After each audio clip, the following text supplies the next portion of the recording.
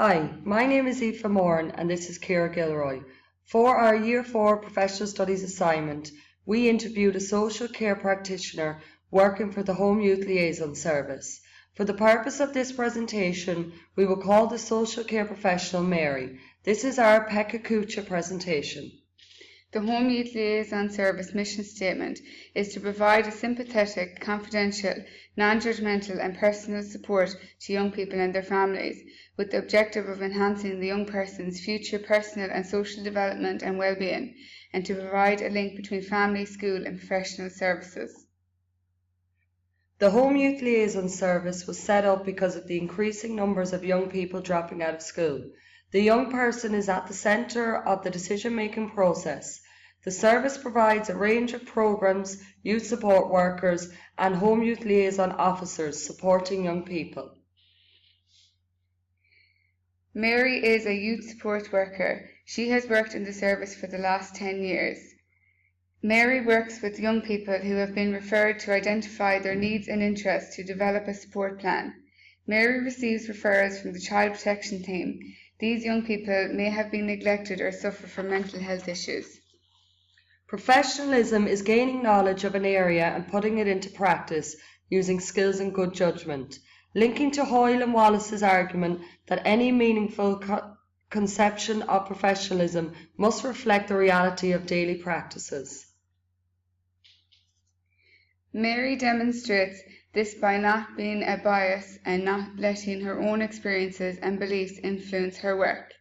The Home Youth Liaison Services ethics and codes of practice lead Mary to develop her professional identity, and this has a positive approach to her work.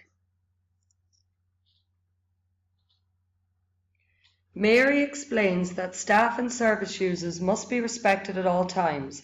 She also spoke about how important it is to be continually upskilling yourself. Mary pointed out that each child is an individual and not to compare different profiles.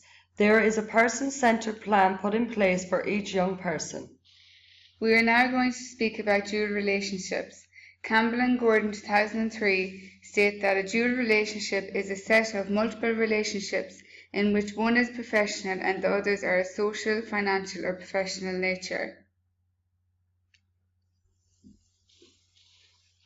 During the interview, Mary stated that she meets a work colleague at yoga class once a week.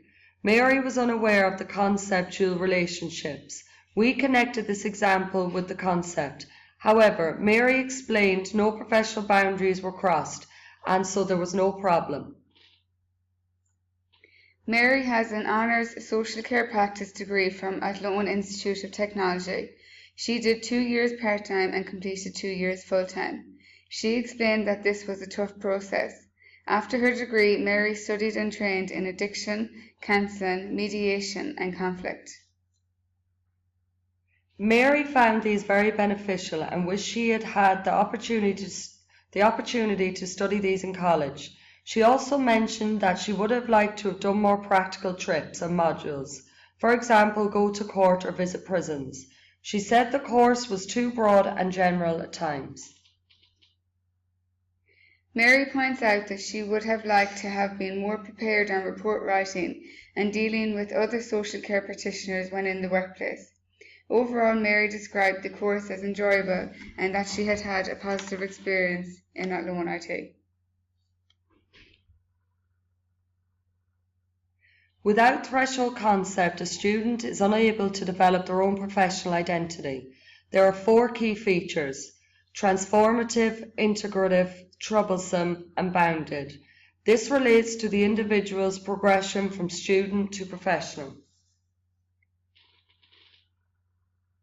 Students have their own knowledge and views from college.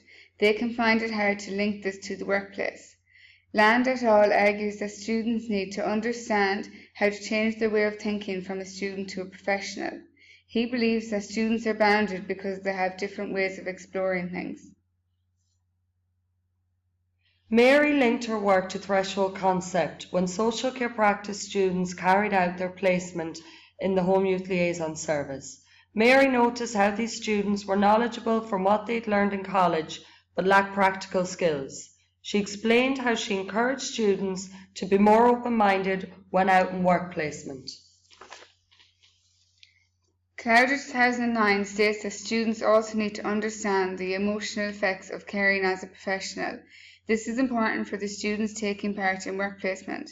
Threshold concepts enable students to reflect on what needs to happen for a student to transform into a social care professional. We asked Mary what was the most difficult part of her job. She described the emotional difficulty when dealing with young people who are vulnerable and have specific needs.